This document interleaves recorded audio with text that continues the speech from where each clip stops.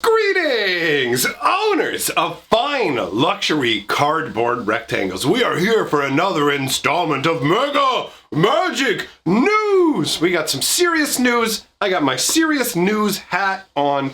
We're going to be talking about a whole bunch of different things. We got a big old list that we are going to go through, our little bullet points, and talk about all of this goodness. Now, most of this is arena style news because the current state of arena update has a lot going on. So starting out on the list in no particular order, I don't have them listed in order of relevance, just kind of order as I jotted them down. So Amonkhet apparently is coming back to arena this year. They're going to put Amonkhet just back out there. Now I assume that it'll just operate like all the other sets that are available in the shop, where you can just go and buy them for the same prices. I don't think they're going to try and pull any of the nonsense they were talking about before, where they were like, hey, you got to buy packs in packages of 45 and we won't sell them for gold. They tried to pull that with some stuff earlier. I don't know, though. You never know with Arena, where they're like, 1 step forward, 8 steps back, 7 steps forward, 2 steps back, 17 steps forward, 18 steps back, because they can't make up their mind. But the good news is, a lot of the news that we've got going on here is just like steps forward. So just bear in mind that they may come along and be like, yeah, it sounds good, but here's what we're doing. So this year, Amonkhet is coming out. Also, Pioneer Masters is coming to Arena. Now, what does that mean, though? Like, that's literally all the information we have is Pioneer Masters is coming to Arena. Does that mean we're also going to see a physical product for this, or is this just going to be something along the lines of a historic anthology? The confusion for me comes in the naming of it, right? Because Arena has its own old school format called Historic, which we will talk about in this video as well. But Pioneer is a format that exists in physical Magic, but Wizards wants to bring it to Arena. I think that's probably about as far back as they're going to go. That's my guess. I don't think they're going to go all the way back through all the modern sets, although who knows? If Arena turns out to be truly successful over the long term, we may see it encroach more and more on MTGO's territory, because Arena is a really useful tool for getting new players into the game, and it's visually more appealing and easier to use than MTGO as well. So it has some genuine advantages over MTGO. Man, I've got like, once my nose started itching, it was like, now you cheer, now you cheer. It's like, come on, man, I'm scratching. Oh, sorry, guys, I do a lot of meth, and it comes out of my skin and makes me itch. Okay, so what are you gonna do? Oh God, I can feel it now. The bugs are coming out of my skin. Actually, that's gonna hurt. That's not worth it for a joke. I scratched my neck and I hurt. So back to Pioneer Masters and not my nonsense. Pioneer Masters. What does that mean? Are we going to see a physical product like Pioneer Masters? Is that the deal? Because we used to have Modern Masters, Eternal Masters, master sets that were designed physically, like these were physical sets that came out. They discontinued the line, but these were physical sets that came out and had key cards for those formats reprinted as a way to kind of ease supply issues. Although, funnily enough, they were only considered Masters successful when it didn't really ease supply issues and created more demand and pushed prices upwards. Because that's what happened at first with the Master sets. They would reprint things like Tarmogoyf, and instead of having a push down effect on the Tarmogoyf prices, it actually pushed them up, because someone would crack a Tarmogoyf and go, you know what? Actually, I want 3 more Tarmogoyfs. I'm going to play Modern using these. And so it actually pushed the demand and the prices upwards. That's how Master sets operated at first. But then Wizards left the concept of Master sets specifically serving formats. So instead of having your Modern Masters, your Eternal Masters, you had Masters 25, Iconic Masters, where they just tried to give it, sell it to us based on a theme, not understanding that what drove the Master sets was being tied to a format. So this Pioneer Masters thing may actually be a hint that we're going to get a physical Pioneers Master set that will also be released on Arena. If they're not releasing it physically, it does leave me kind of curious, because up until now we've had the Historic Anthology, which was the only like random edition of a bunch of older cards. Why did I put quote around edition? They were added in.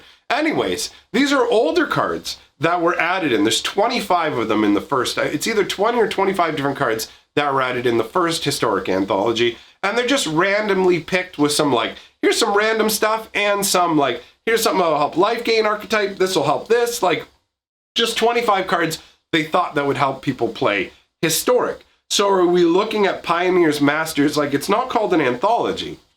Are they changing the terminology, or do we have a scenario where we're actually going to get the equivalent of like a full-on old school set of just stuff for Pioneers? So that would be anything that was printed from the Return to Ravnica block onwards, with the exception of fetch lands. So there would be no fetch lands available in this because fetch lands are not allowable in Pioneer. I assume anything else that's banned in Pioneer would also not be a part of it. So I'm currently leaning towards, when I look at it, this being an online set where we get more than just the 20 cards. It's probably going to be like, the anthologies are just, you're going to buy this from us, it is 20 or 25 cards, whereas Pioneer Masters will probably be random boosters that you can crack, right? So we'll see how that goes. I'm interested to see what the execution and pricing and everything will be. I could easily see them going, you know what, these master packs are something different. We're actually going to charge more for them and push up the gem cost, or just disallow gold purchases. So I can see how this might lead to something that is also disappointing. Now, on a non-arena note, we just got the list for the mystery pack foils. For those of you who don't know what I'm talking about, Wizards of the Coast has created these new mystery boosters. They were created to help channel Fireball and their events, because one of the biggest things that happens when people go to big Magic Fest and Grand Prix is they'll play in Chaos Drafts. And Chaos Drafts are a really cool concept. It's just, here's some random boosters from Magic's history, play with these in a draft so you don't have the same sort of environment you'd have where, let's say, for example, you're doing a Theros draft. You know everything that's in Theros. You know exactly what you're going to be facing off against. You know what the best path to victory is. But in a Chaos draft, you really have no idea what you're going to get. It's chaos. You don't know what boosters you're going to have, and everything's all over the place, which for me actually makes it a lot more exciting, because I do love randomness, right? So Chaos drafts are a cool concept, but the problem is there's a limited supply of old school boosters. And as they get opened up, that supply decreases and decreases and decreases. So Channel Fireball needed another way to continue on with the Chaos drafts. Wizards of the Coast invented the concept of mystery packs for them. And the mystery packs, if I'm not mistaken, have almost 2,000 different cards that can be in the packs. And that is a mind-boggling range of cards, right? That's a crazy amount of cards, which makes for a lot of fun. Now, each slot in the booster pack, so there's 15 slots in the booster pack, each slot in the booster pack has its own pool of cards that it draws from. So there are 121 cards, if I'm not mistaken, for every single slot in the pack, which adds a crazy, crazy amount of variation. But there was one slot which is only specific to when you go to conventions, because they had the Mystery Convention Edition. And those, in my opinion, were actually the coolest cards. They're fake playtest cards, where they weren't really playtest cards that Wizards planned to use. They just kind of made them up as kind of almost fun, but similar to playtest cards. And they were able to make like inside jokes or just like really cool wonky. And some of the playtest cards are garbage, and some of them are really insane, like a combination of an Eldrazi and a sliver to make all your slivers into Eldrazi. Like, that's pretty insane, right? So to me, that was actually the coolest part of these mystery packs. But that's only for the convention edition. Now they've got mystery boosters that are going to be released in your regular LGSs that we can all get access to these. But they've pulled the playtest cards, and they've put in that 121 slot, now we have 121 different foils. So we were given the list of those in the last couple days. I believe it was 2 days ago, or was it yesterday? Maybe it was yesterday. I don't know. Sometimes I look at so much stuff when it comes to Magic that everything kind of like blurs and blends together. Either way, probably within the last 24 hours, we have had the list of mystery foil cards revealed. And I have to say, for me, it's pretty underwhelming. I looked through the list and there weren't a lot of cards that got me excited. Now, I know they're not going to make every card a banger and just like super, super amazing, but I just looked at it and went, meh. I didn't go, wow, this is all garbage, what is Wizards doing? Because there are some cool cards mixed in there, but I just kind of felt like underwhelmed by the mystery foils, to the point where I looked at it and went, this isn't actually even really worth doing a video on. I just decided, I would include it as a bullet point in this video. That's how little this set impacted me overall. So I know that's going to probably be like a very personal sort of thing. So you may have looked at the list and went, are you kidding me? Look at all these cards. I'd love to have a foil version and they're worth this and blah, blah, blah. I mean, there are some cards in there that have some significant value. If I'm not mistaken, they've got like Sen's triplets in there, and that's a huge commander card. There are some cards that in there that have some value, but overall, it just seemed kind of meh, and it felt more meh, not from a financial perspective, because I don't tend to judge things from that angle. It just felt meh from a playing with most of the cards. I looked at them and went, I don't care about most of these. That being said, I am not playing in those mystery drafts with them, and my feelings might be different if I was playing in them, you know? So just a little bit to remember. So the Historic Anthology 2, that's going to be coming out soon as well. That's just like 20-something different cards that they're bringing in. Again, like, I didn't get the first Historic Anthology because when you look at it, it's like there's a bunch of commons and uncommons mixed in, and you can just redeem your own wild cards to get these. So it never felt like it was worth spending thousands and thousands of gems to get the Anthology. But the Historic Anthology 2 is coming, and I expect that means Historic Anthology 1 will be leaving the shop. So if you want to go ahead and pick those up from the shop, now's the time to do it before the second Historic Anthology drops. And on another note, I will say this. The daily deals that they do in the store mostly are garbage, but it does seem like every once in a while there's one tucked off to the side that actually feels like it's worth it. So that's cool. I mean, when it comes to like 50 gold to buy a little whatever style, that's about my limit, where I go, you know what? Most of the time I find styles on Arena to be a waste of time, a waste of resources. It's not something I'm willing to acquire in most cases, but I mean, there are exceptions. The stained glass walkers, the showcases from Eldraine, those were gorgeous enough that I wanted the styles. But for me, the styles are so unimportant and a waste that when it comes to calculating the value of the Mastery Pass and whether I should pick it up each season, I exclude all of the styles because they shove like 50 of them in there and go, check it out, this is worth $200. But it's those, whatever, it's not worth it. Now, the Historic Anthology 2 is coming out. Like I said, what they're going to be doing for like a month after it comes out is actually allowing you to fulfill goals and gain your daily experience and everything by playing Historic, which I think is actually really, really cool. What I think is not cool is how much my face is itching. Good Lord. If you want to play a drinking game and probably drink yourself into the grave, just have a drink every time I touch my face in this video. Good God. Good God. Oh, all right. Professional news. I've got my professional news hat on. Let us continue. So, a little update on the Thalia situation, because I did talk about the Thalia secret layer in a previous video, but I wasn't able to figure out specifically whether you got Thalia sleeves based on the artwork or styles based on the artwork. And it turns out that you actually get both. How it works is when you get the Thalia secret layer, the arena code will actually give you a unique set of sleeves, so just one artwork apparently, but it gives you 4 styles. So every different variation of artwork of Thalia that's available in the secret layer will actually be available to you using on Arena. Now that is an excellent direction to take with styles in my opinion, because like I said, styles are very underwhelming. So that is a fantastic change, and I think they should continue to do that. And outside of secret layer, we should be given more art variation style choices, because that will really make a difference. Imagine if you could get the original Shivan Dragon artwork as a style for your Shivan Dragons that are from like M20 or whatever. That would be a very nice throwback. They are bringing in the ability to direct message on Arena. So you can actually direct message people on your friends list.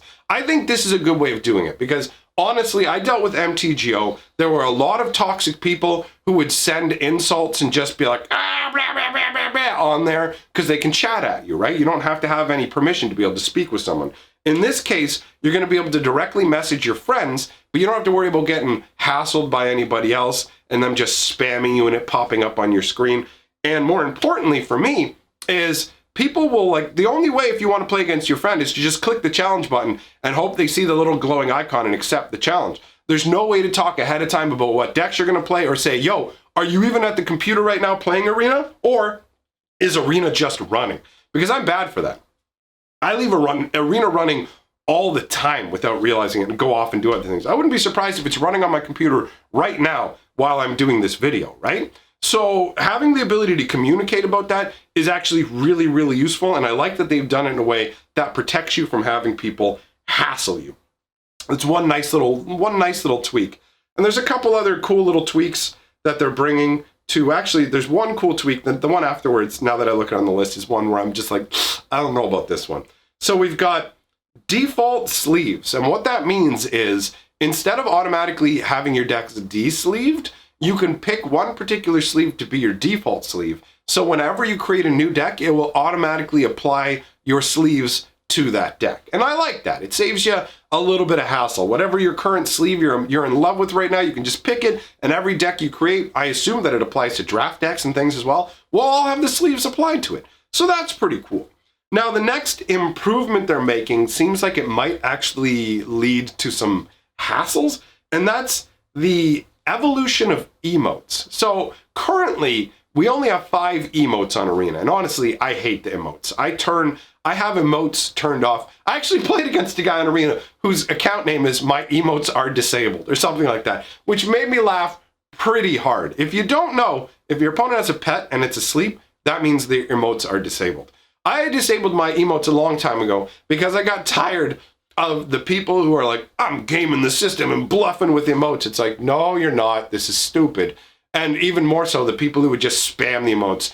Oops, oops, oops, oops, oops, oops, oops, your go, your go, your go, your go. Like that kind of stuff, right? Nice, nice, nice, nice, nice. That's the kind of stuff that people would do. So I like the concept of what they're going to do with the evolution, but I think it's just going to lead to more hassle.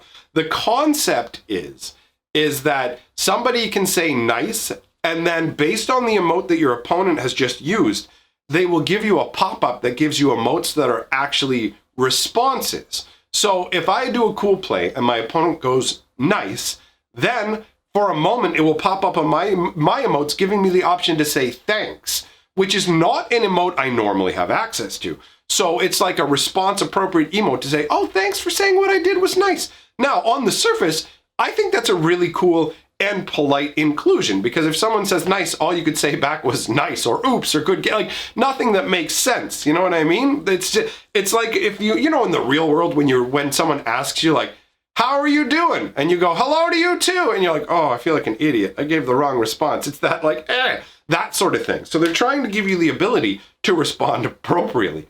But the problem is what's going to happen if somebody's spamming nice at you? Nice, nice, nice, nice, nice. And then on your emote side now, you've got pop-up thanks over and over and over and over and over and over as well. So I see that could actually lead to more of a hassle. Now, the final item on the list is Phantom Cube drafting.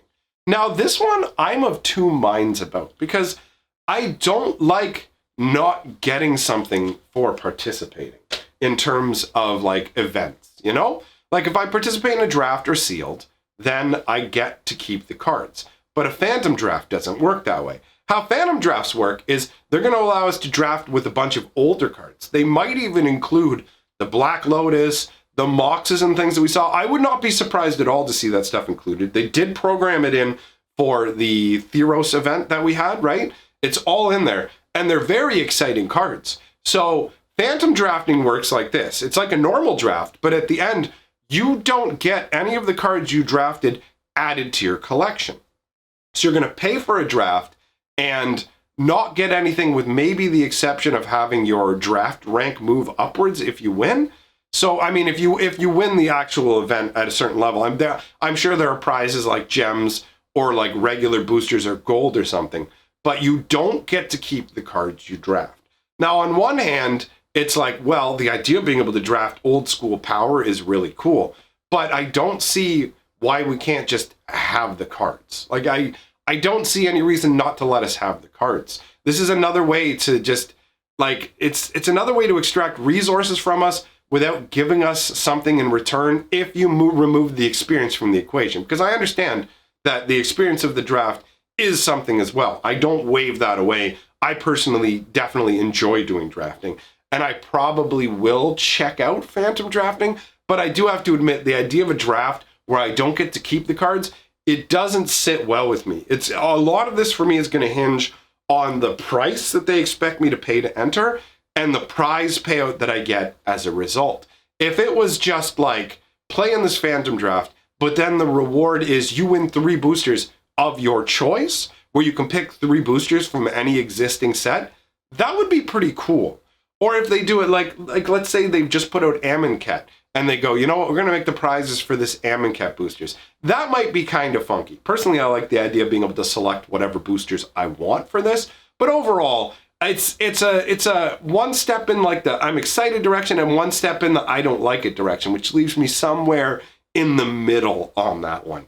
So that's a lot of Magic news, I know, my friends. I'm interested in your opinions on this. So let me know in the comments below what you think about all of that. There's a couple things that I want to talk about here at the end as well. One is that I have another channel where we do a lot of fun things. In fact, I have right here a gigantic Iron Man head that is filled with Japanese treats, just random crazy stuff. Look at this. Look at how questionable that looks. We eat this kind of stuff over on my second channel and make other hilarious videos over there. So I invite you to come on over and check it out. Additionally, I will be doing a live stream tonight. I have in my hot little hands a box that I've been sent in the mail that apparently has Magic the Gathering in it. So we will open this tonight in the stream. Tonight's stream is actually going to be a spin the wheel stream. I got the wheel already. I got a pack of boosters from a bunch of different sets and even some Force of Will in there so we can do a good old jug hunt too. So you are welcome to come on by and hang out. I want to give a big shout out to all my patrons and channel members. Thank you very much for supporting my channel. It means a lot to me. I very much enjoy getting to do this, and having that support is something I can look to on days where I'm maybe not feeling 100% to help buoy my spirits up and keep me floating on the waters of happiness. So on that note, I am going to away and prepare for tonight's stream. I shall see you all there. Thanks for coming by, and for now, I'm history, baby.